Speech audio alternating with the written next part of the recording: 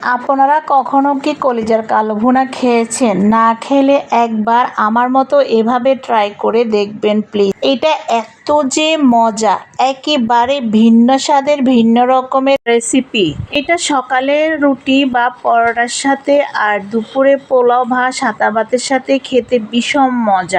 আমি এটা একেবারে নতুন ভাবে ট্রাই করেছি। মাশাআল্লাহ, এটা এত যে মজা হবে আমি কল্পনাও করতে পারি নাই।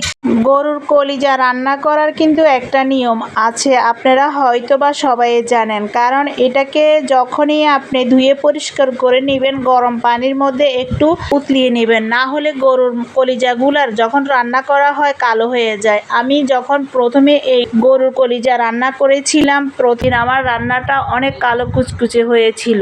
আচ্ছা যাই হোক, চলুন আমি আজকে এই রেসিপিটা আপনাদেরকে দেখাচ্ছি কিভাবে আমি এটা রান্না করেছি। এটাকে আমি প্রথমে যখন সিদ্ধ করে পানিটা ফেলে দিয়েছি, তারপরে এটাকে আমি আদা রসুন বাটা তারপরে লবণ দিয়ে আধা ঘন্টা সিদ্ধ করেছি। সিদ্ধ করার পরে এগুলাকে ভেজে নিয়েছি। ভাজার সময় এগুলাকে হলুদের গুঁড়ি, মরিচের গুঁড়ি, ধনিয়ার গুঁড়ি, জিরার গুঁড়ি আর একটু করে আবার লবণ দিয়েছি।